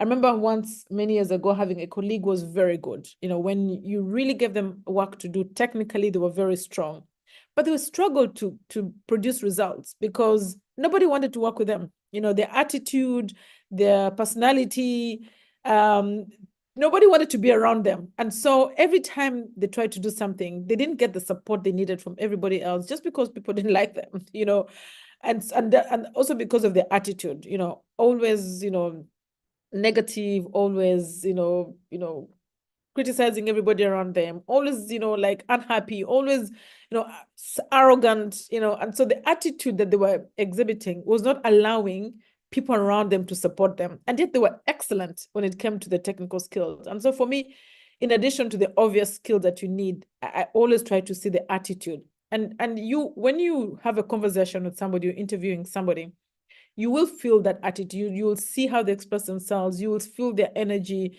You will feel their positivity. And if you get all that right, it actually adds something to getting the right team in place. But lastly, you will not always get it right. You'll hire somebody and think that, I thought this was a really good person, but when I started working with them, actually it's not working out. it's very difficult to make a decision to part with somebody that is not working out. It's very difficult. But I think the earlier you can get to do that and get the right person on board, the better. But also acknowledging that I will do my best to find the right team. But the best way to know that the right team is the right team is when you actually work with them, experience with them, and then you'll see who's dependable, who is, and once you have the team that really, really delivers and works well, protect them. Just don't lose them, protect them. Let them know that you really appreciate them. Let them know that their value is clear. Let them know that you need them in the organization, because sometimes, actually many times, people need that more than they need the remuneration, or they need to know that they're making an impact. And sometimes that's a bigger driver than what you actually get from the job. All right. Thank you for that. Do we still have Sharif? But in the meantime, can we get Tawonga from Zambia? Yes, Sharif, I see you. Do you want to ask your question directly? Yes, Raymond, thank you so much. I hope you can hear me. Perfectly well. Yeah, thank you so much. And many thanks to Claire for the insights and the wealth experiences and examples, which are very helpful as young leaders for us. I really liked when she was talking about learning from the experiences of others, especially the way that learning from like the developed countries has helped them in, for example, like the task that they were handling. And that has reminded me a concept that I studied in my university, which was like the concept that has used by the East Asian countries, a concept that is called like flying geese, where mostly, for example, like countries assist each other to grow together, develop together by having one as a leader. For instance, we know that when geese fly, the idea came from like how geese fly.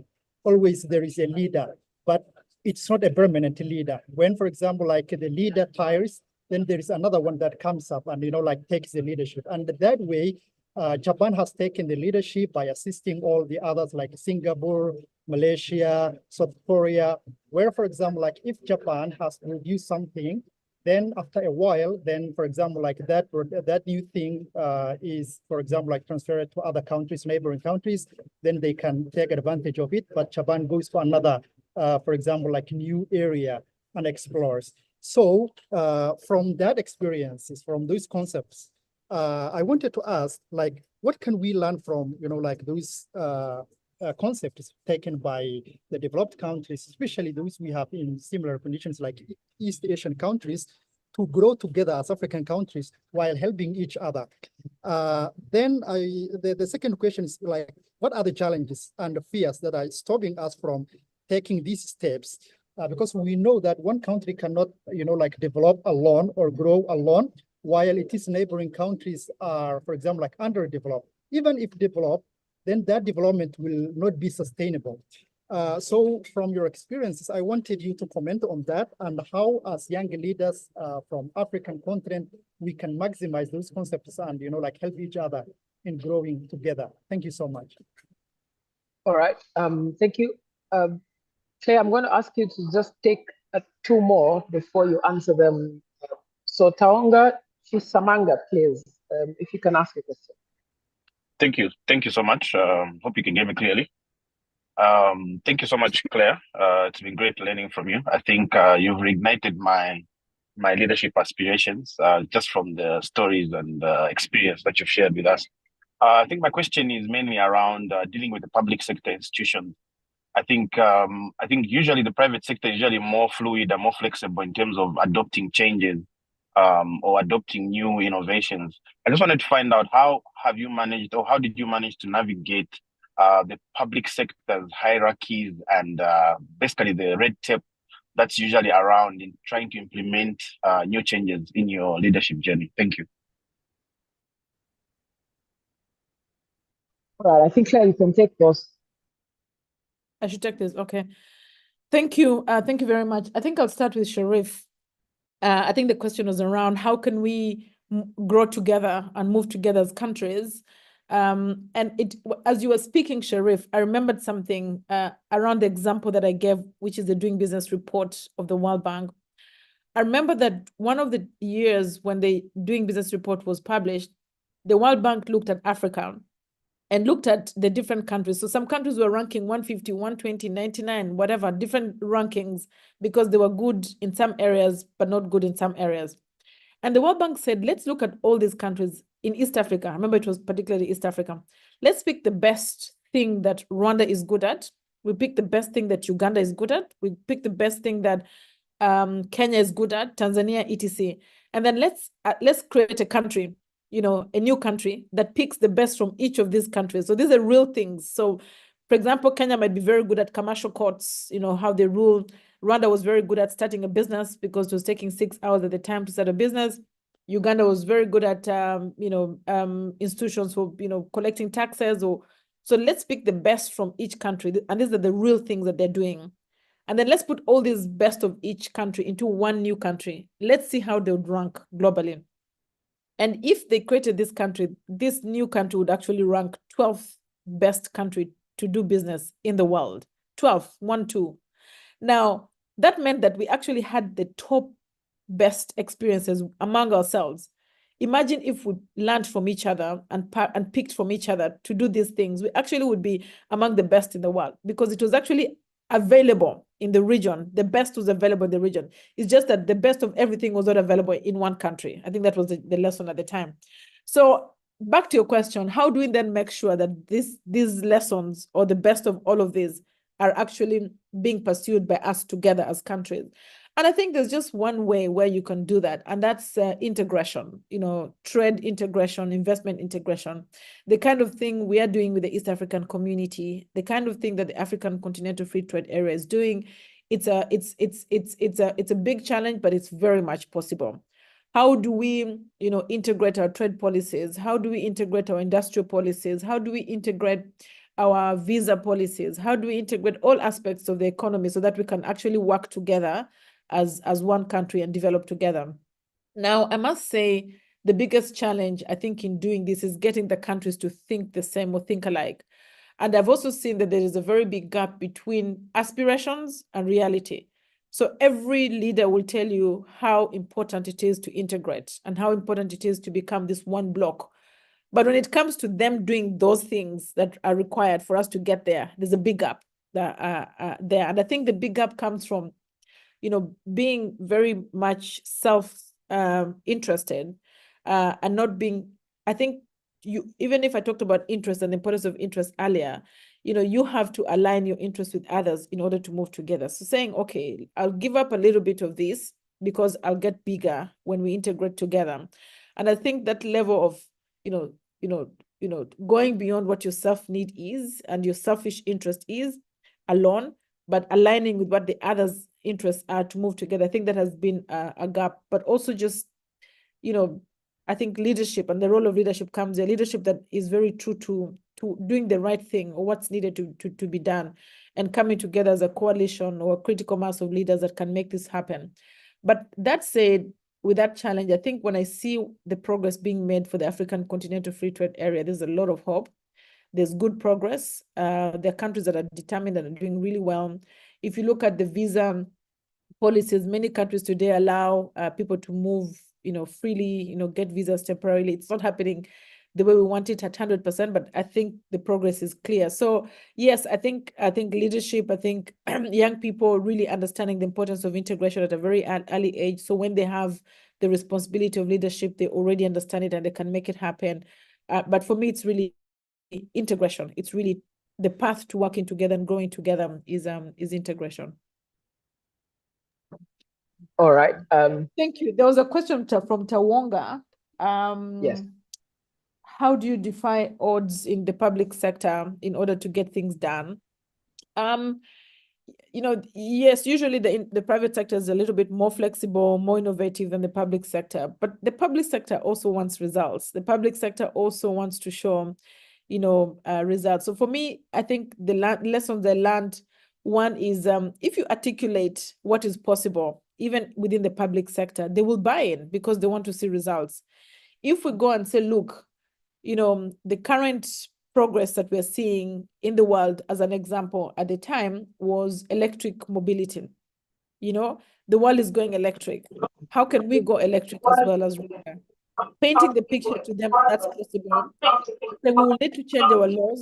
We will need to change our customs regulations in order to become electric as well. Sorry, I think there's an echo again. Yeah, sorry, that's an echo. Just trying to mute an account. No worries. Thank you. You can still go.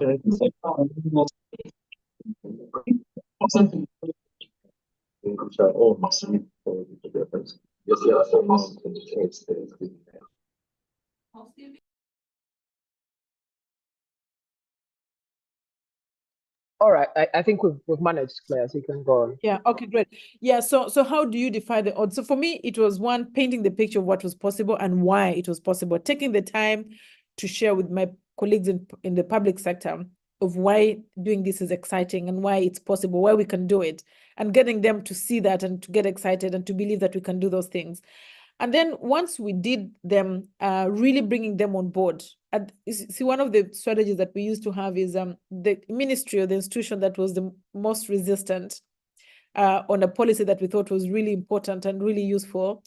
What we would do is would make them the champions, would make them the, would give them the platform to really be the ones to shine when that policy was either being pursued or when it happened.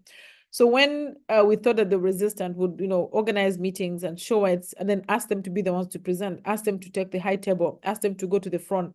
And they like that because you're giving them recognition. Then they begin to own it because, you've given them that platform for them to actually be the ones to take credit for that policy.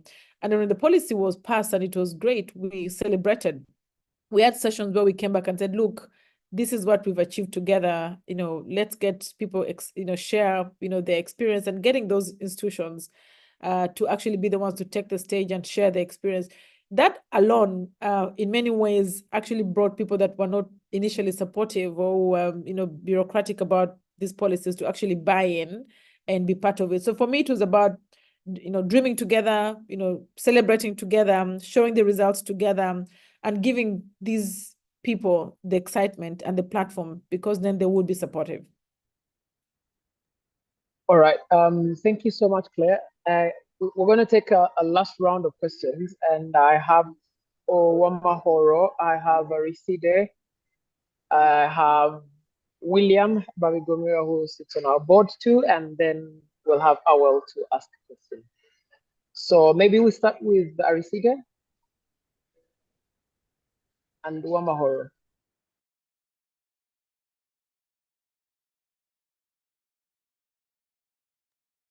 Oh, Awel, I think Awel, you can start because we can already see you.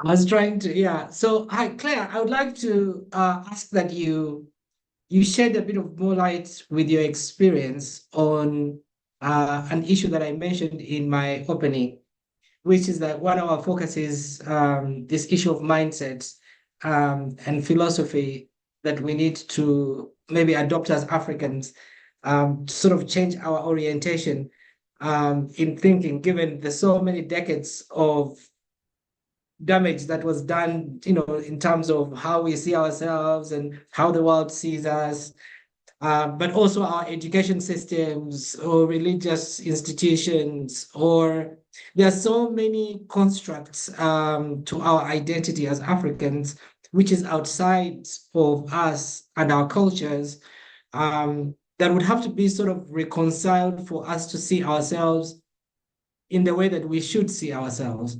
And that's sort of like very central into our philosophy of building this community, or a critical mass of people who think a certain way, and who see their commitment and their responsibility. So that philosophy and mindset, I think, is very important, we think.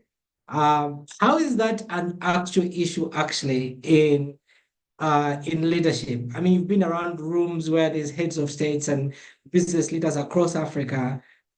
Is this an issue? Do we have a challenge of leadership because of reorientation of our mindsets? And what do you think we should be doing more?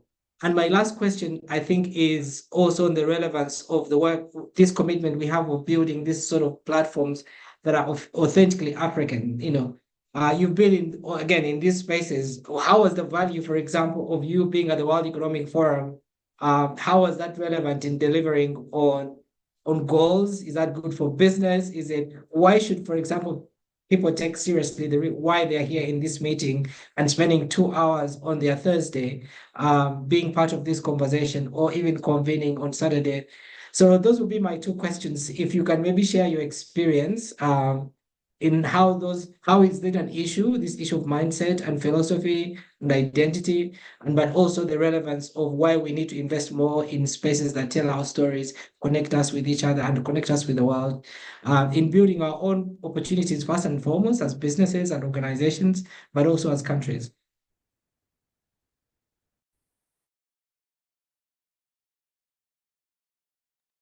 Claire, Should you're I take muted. that? Yes, please. Take that, and then we'll get.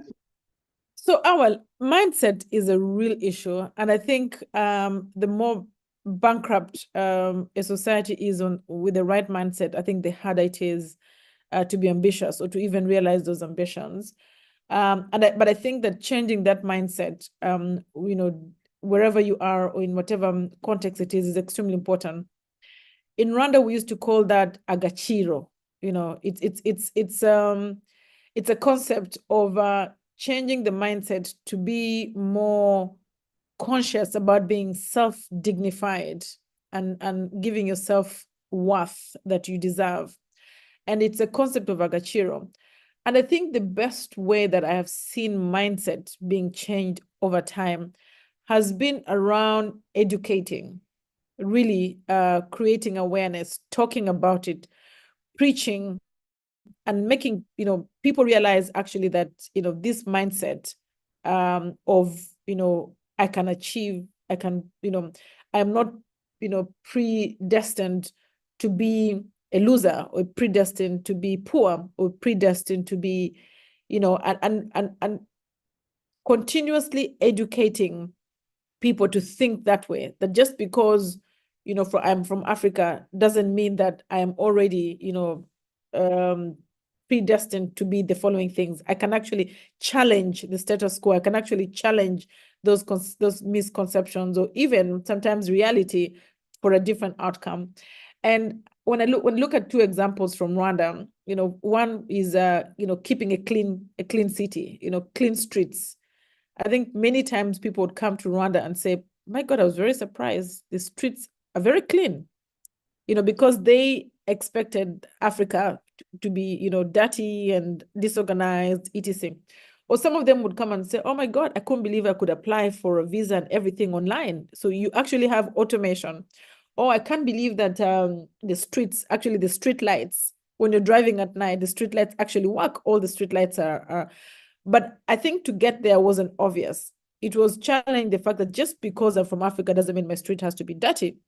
Just because I'm from Africa doesn't mean that I cannot have a functional, online system to give visas. Just because I come from Africa doesn't mean that I cannot get the best, or I cannot claim the best of what I can be.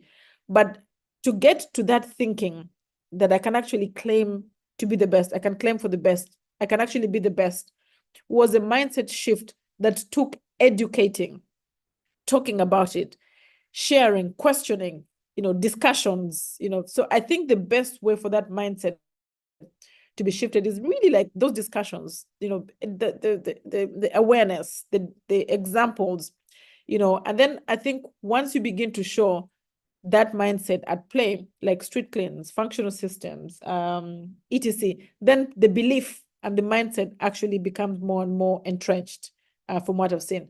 The second example is what I've seen in Africa that is changing is the pride in our fashion.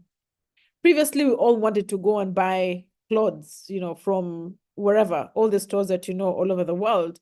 But I'm seeing increasingly more pride in African design, more African design, made in Kenya, made in Rwanda, made in Uganda, made in Nigeria, made in Senegal.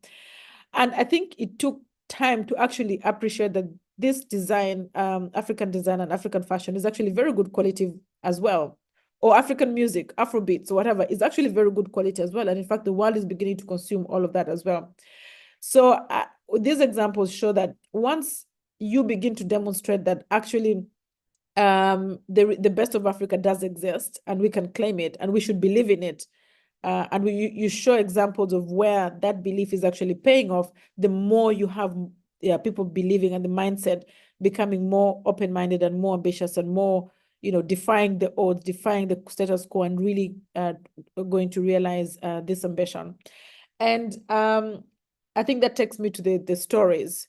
Again, the best way to educate and to change the mindset, or to shift the mindset, is to really share examples, share stories. Where is it working?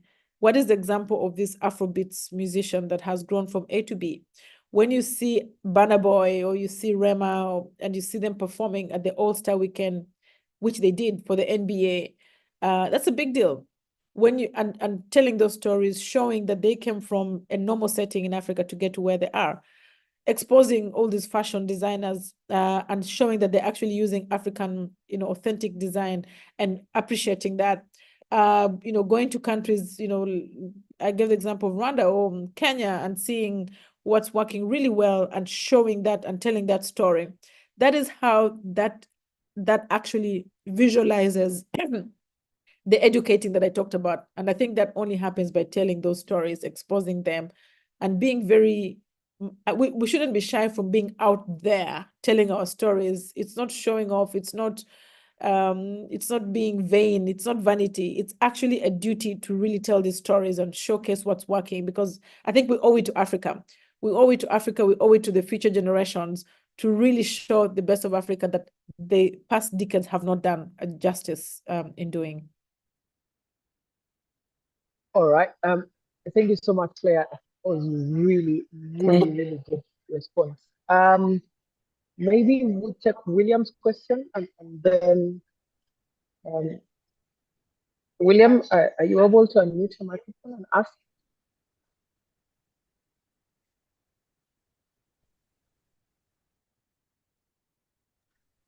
Yeah, Raymond, I don't know whether you can hear me. Yes, we can hear you perfectly well. Okay, so it's a huge pleasure to have you speak to us, Claire. I'm really honored and proud to hear you speak to this occasion. I Good just to wanted see to you ask. a long time, William. Yes, I know. Thank you so much, Claire. So listen, leadership is a very lonely place to be, right? And I've discovered, as we speak to young leaders and young people, they have this express fear of asking for help. So I just wanted you to share one or two stories of how you've overcome that fear to ask for help. Because I get one or two calls, maybe once or twice a month, from young startup, leaders of small startups, and they're asking about what decision to take, or whether I feel good about the decision they're going to take. So, and I know you've been in some of these really tough spots. So kindly do share with us how you've handled that. Thank you very much. All right. Aristide Kambale, do you want to ask your question too? Yeah, fantastic. So thank you very much. Can you hear me properly? Yes, we can. Okay, cool. So my name is Aristide Kambale. Background wise, I'm from Congo, and I work in environmental space, specifically looking at climate change adaptation and resilience. But again, looking at the discussion is really, really, really inspiring, and looking at the journey from Claire and all the impact along the way in the career. To me, it's really inspiring in that sense. And as an ambitious young leader, most of the time, I'm always, I would say I constantly ask myself those questions and how to really grow professionally. So I think I have a couple of questions that really have been part of my journey, I guess, and I've been constantly learning. The first one is, you mentioned something about being very intentional and taking initiative and showing that people can rely on you. And building on that, I just wanted to know a little bit from you, like, how did you deal with the past mistakes? Are there some mistakes that you recognize that these are the things that I did when I was starting my career, and this is how I deal with them, but I should have dealt with them in a different way? That's one. But also second, I think there was also another concept of really well-being.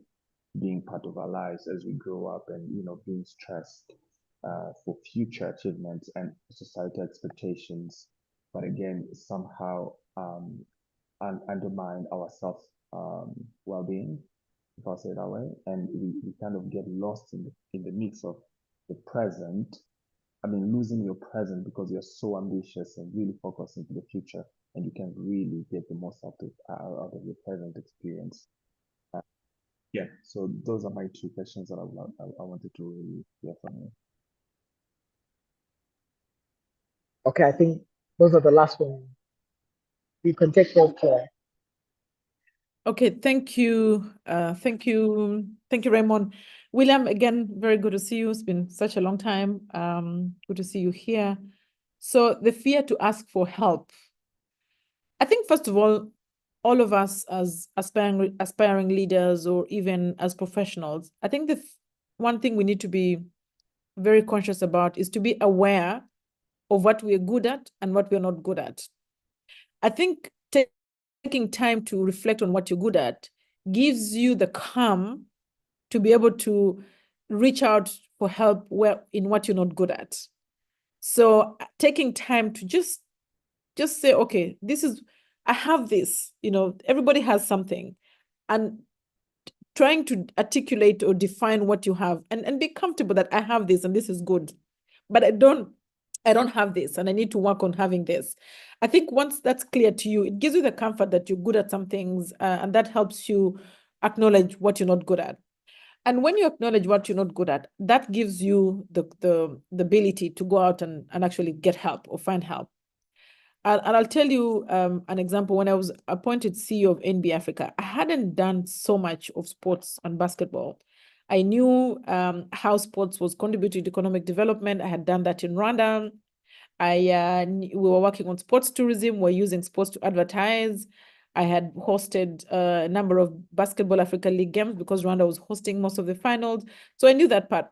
But when it came to what happens in the court, what are the rules in the court? What are the technical realities of the court of a basketball? I didn't know a lot of that. And so, but I was comfortable about what I knew. And I was comfortable about the usefulness of what I knew to the table. And that gave me the comfort to acknowledge and identify what I needed to work on. And I actually got somebody who I called my coach, who was a very good basketball person, to actually coach me. And we went through, 1 hour a week, to just go through like, okay, what are the rules? What happens on the court with basketball? I need to understand that if I'm going to, commercialize, if I'm going to do the business. So I think for me, that's the advice. Be clear about what you have, what you know, what you bring to the table. That gives you the confidence or the relaxation or the calmness to be able to seek for help where you need help. And everybody has something that they have and that they're good at, and just be able to define that and be happy with what you have, but also work on what you don't have to get that addressed. So that's what I would say, William, to your question about asking for help. Now, the second question, I think, was from Aristide, which is past mistakes. How do you deal with past mistakes? I think as much as possible, try to find a way to bury those past mistakes. As I said earlier, acknowledge those mistakes when you've made them. Pick the lessons, but don't dwell on them. Bury them and move forward. Try to forget them. It's not easy, but work on yourself to forget them and bury them. But don't bury the lessons. You need to carry the lessons need to remain alive, because that's what you apply to the next task or assignment, so that you don't repeat the mistakes that you'll have made. And that takes me to your sub question, which is how do you balance between being overly focused about the future that you forget the present? I think the future is defined by how successful the present is. There is no way, if you're trying to be an athlete and you're trying to run, I don't know, 10 seconds per, kilometer. I'm just giving an example. I don't know if that actually exists. You're not going to run 10 seconds if you don't run 15 seconds or 20 seconds. If today you're at 50 seconds and you want to go to 10 seconds, you're not going to be 10 seconds automatically. You have to first, become, from 50 to 40 to 30, and then you get better until you reach the 10 seconds that your goal is. So what you do today or the present is exactly what you invest in order to be able to become what you are in the future. So for me, I'll go back to the advice I gave earlier, which is where you are today. Have the ambition, see the goal, see where you want to go, but excel in what you are today, because this is what will give you the credibility for the future. You really have to make sure that you know you do very well in what you're doing today, because that gives you the not just the confidence but also the track record to be able to do more, and also gives you also kind of refine your skills, your ability to do more. There's a saying that I had once, which is the more you do, the more you can do. In other words, you have to keep practicing to get better. So the more you do, the more you can do. And so if you want to do a lot more, you have to first do more today. You have to keep doing more and more and more and get better until you can do a lot more. So that would be my advice. But Aristide, bury the mistakes, but don't bury the lessons. Those lessons shouldn't expire, because those lessons help you, but excel today for tomorrow. All right. Thank you so much, Claire. I know there's lots more questions. I know we can't possibly exhaust all of them, and that your time is also very precious.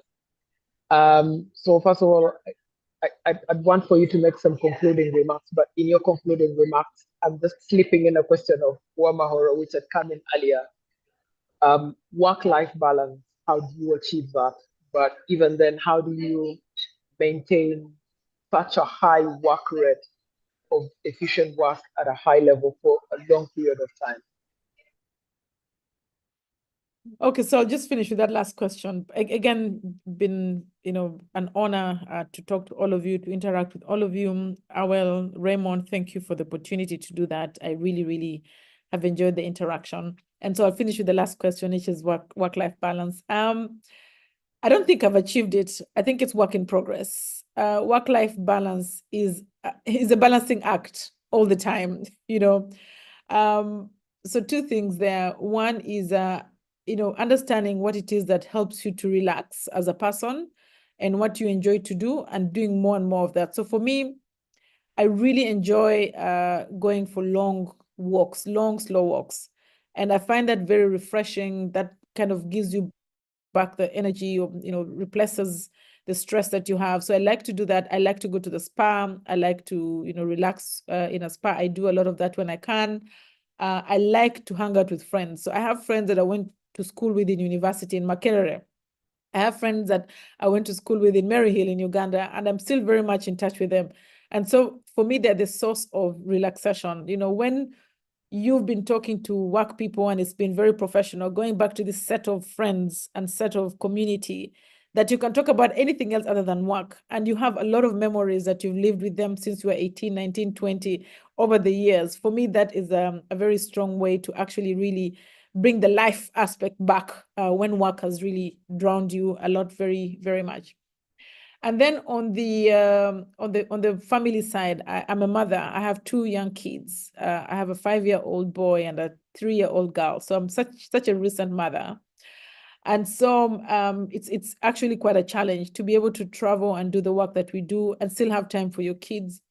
What I have done is get help. I have family that helped me. When I was living in Rwanda, my mom, for example, was one person that was always, she's retired, so she was always at home looking after my kids for me. I have support, domestically to help with my children. So being able to kind of get help, to balance, because it's not really a real balance. It's about coping. Actually, I think somebody once said, it's about how you cope, not so much about how you balance.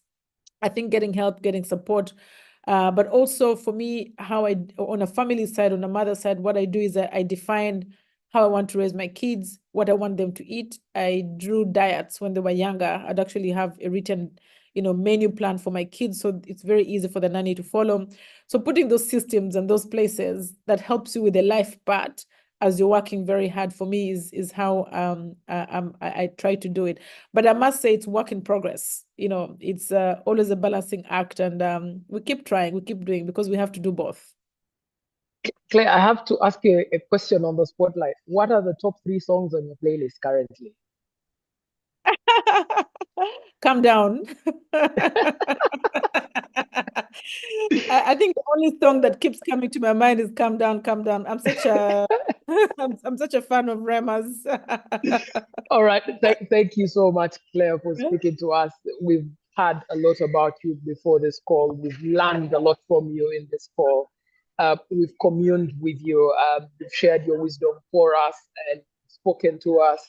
I say it with no lightness from the bottom of the heart of myself and everyone in this. We're really, really glad that you've spoken to us today and that you've shared your knowledge with us. We pledge to not let you down, but if we do, please understand that we've also taken your lesson on failure very seriously and intensely.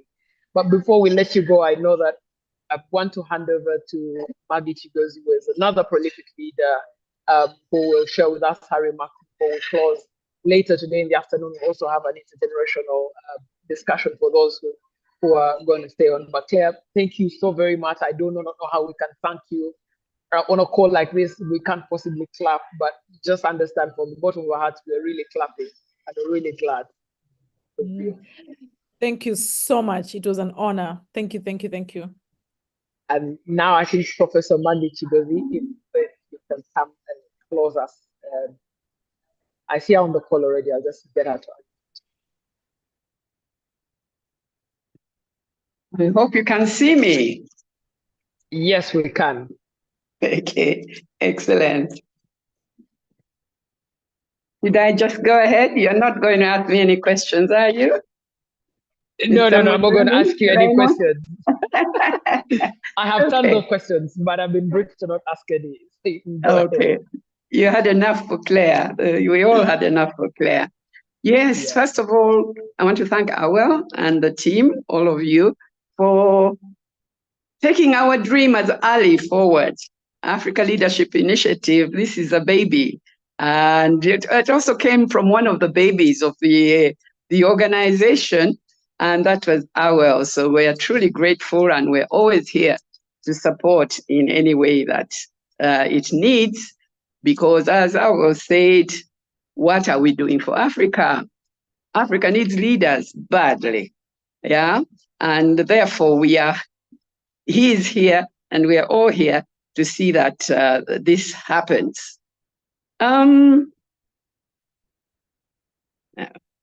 Sorry.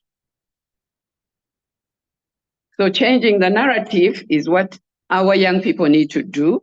Unfortunately, they are so disgruntled right now. The narrative is not good. The narrative is always negative. Our media is the same. The narrative is often very negative. So we really need to be able to change that, not by just changing the narrative, but by doing the right things as African leaders. I want to thank, she said she was my sister. No, you were never my sister. She was my daughter. I have two daughters in Rwanda Development Board. And true, I remember the black suits, Claire. You would strut around in a gray suit with Rosemary close behind you in little gray, but you were so young. I was thinking, oh my God, yes, but you've done such a great job. Thank you so much, Claire, and thank you for speaking to all of us.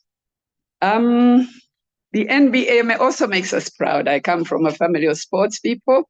And so when you're there, we know everything is going to go well for basketball. And definitely, we support women. And we've always done. When I was at the UIA and you were at the RDB, women were top of our mind. So I'm happy that NBA as well will begin to take on more and more women. So harnessing Africans' growth drivers, the critical role of leadership, institutions, and human capital. You talked about strategy, Claire. Strategy being important. Where do we want to go? How do we want to get there? All that can come in the strategy. Institutions, a big challenge.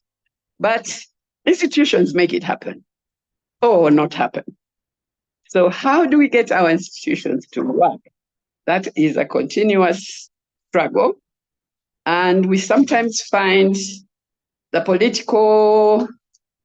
politicians wanting to take over where they think there's inefficiency rather than improving institutions. Institutions are critical. You cannot have politics. It should be clear rules and regulations managed by institutions. But because there's a feeling that institutions are not doing their job, we have just had a real row, Raymond. I think you are part of, know about it much, the coffee, UCDA, so that kind of thing. Do we need institutions at all? Should we just scrap them? That's a discussion that has been going on, and I think Claire was totally right. Institutions make things happen. So make sure you have the right people in the institutions, following the right laws, and don't come in from whatever level to change that. Looking at human capital, we've had to do a lot, and education is number one as far as I'm concerned, because it takes in everyone. And for Uganda, we came in with universal education all the way to university for some people, and that has been a great blessing. The other one that's important, Claire, and I'm glad to hear I now have 2 grandchildren. Wow. Last time I had only 1, now you have 2. Congratulations. But family. So Claire, when you prioritize, please never family second to your job. Never, ever, ever, ever. All right? So family, we are losing out on that with this new era where we as women are in leadership, we are in business, and the family is struggling. The men are struggling. The men cannot cope with empowered women. They just don't know what to do with empowered women. So we're having a lot of mental illnesses among the men as well. And that's something we are beginning to look at. Mentorship, you talked about that, it's important. And we are happy. Both of us are here today. I used to head the UIA, Claire headed the RDB. We are happy to show examples of women and where you can get. The other one that I will think you may have left out is voluntarism. Voluntarism, human capital. Yes, you did say you go and you learn from here and there, and that's right. So what are you volunteering for? I volunteered for the Uganda Manufacturers Association board when I actually knew very little. But what I got there, the contacts, the networks, you know, I volunteered for the Scouts. I am now among the top Scouts, the one who has a bronze award, a Bronze Wolf Award, you know, and you know, just volunteer. Ugandans, I'll speak for ourselves, I don't know about the rest of you. We'll ask you first how much you're paying them. How much are you paying them? Meanwhile, it's a great opportunity for you to you know, achieve something. And lastly, definitely not least, ethics. Ethics, Claire talked about that. And then you shared an example of the strategy that, you know, the World Investment Report. I remember we struggled a lot with that. We're still struggling, I guess, as Uganda, but Rwanda was doing really comparatively very well. We also tried, not by merging one RDB, but by putting them in one office, a one-stop center.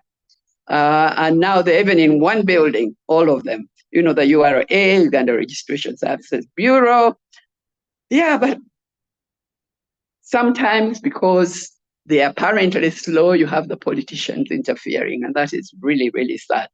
It shouldn't be happening. If the laws are clear and the people are implementing them, I think we should allow institutions to be very strong and to be able to work. A little bit about me. For those of you who are not from Uganda, I'm sure every Ugandan knows who I am. I am a medical doctor. I landed in, I worked in Zambia, in Kenya, many years, and then came back here and was working here, joined Pepsi Cola in Uganda. I'm happy to report, first of all, we sell our product in all your countries, at least the East African countries. So just look for Pepsi and its products. We are there. Kenya, we've taken over the factory. So we are going to be we are producing in Kenya. I'm happy about that, but we're also trading in all the other places. I'm also a farmer. I wanted to show you my mangoes outside, but I can't use the outside is not very clear for me to show you the mangoes, but I am a farmer of a number of products and palm oil and looking at agritourism. Challenges are many.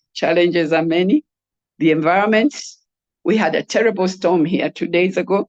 My matoke is down on the ground, the trees uprooted right from the roots. So this is real. Climate change is real, and we have to do something about it as a nation. Yeah, so the women, Claire, thank you for talking about the women. You in Rwanda, you were luckier. The women quickly picked up. Ours are doing very well as well. We have them in politics, we have them in business. And as UIA and RDB, I know, we made a lot of effort to support business women.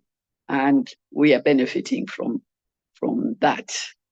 I think I'll end by thanking you, Awel and the team, and Claire for that address that you have just given us and covered a lot of the issues.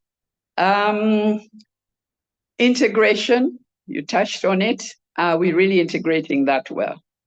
We sometimes find borders closed to our maybe eggs or our sugar. We find, we have other borders. So can we do better with the ESE? I think that's what we would like to see going forward. But with the NBA, Claire, we can't wait. Can we have some more information? How is basketball going to be run in Uganda as well and East Africa as a whole? Thank you.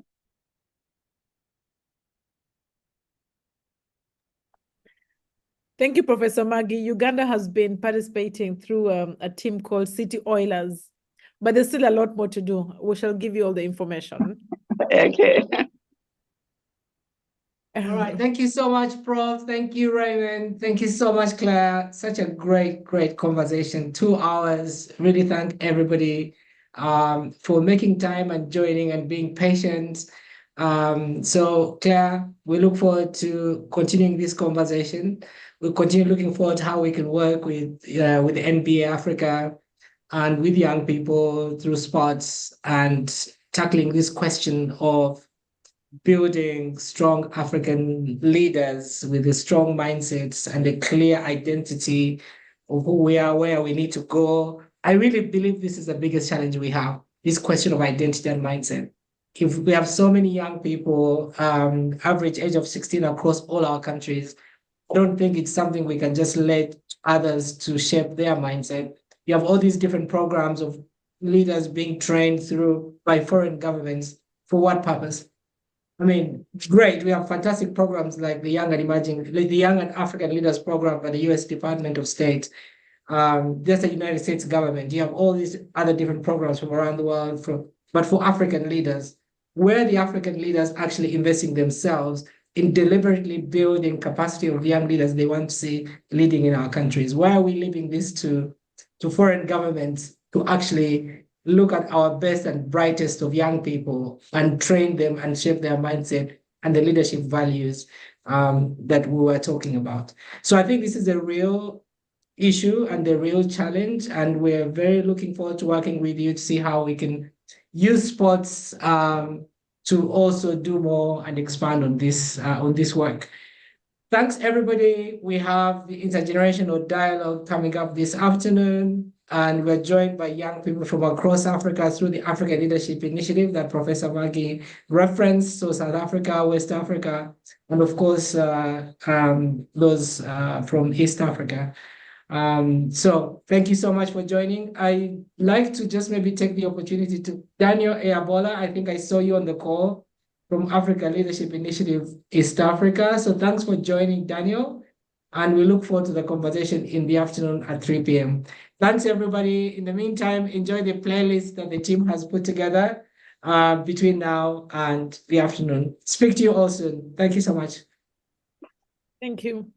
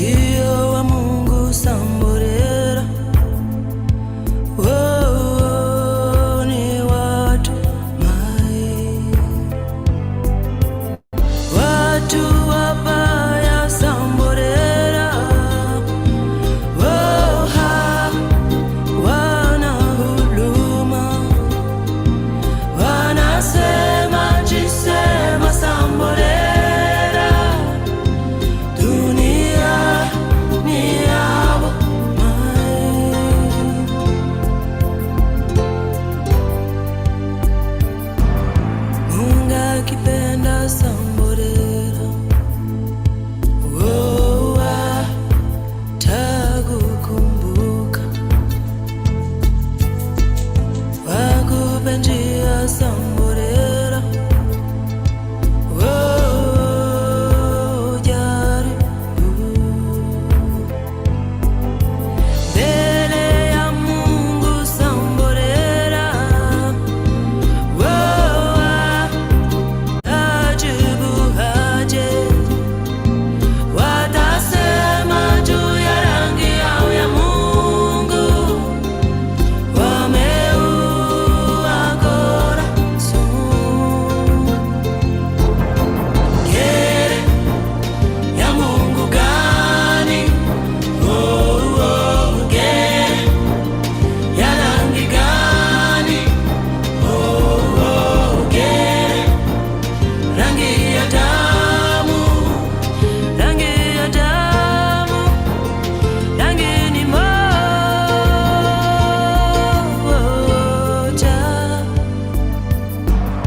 Damu ni mingi sambore. Oh, natesa watu. Jumutu moja samborera.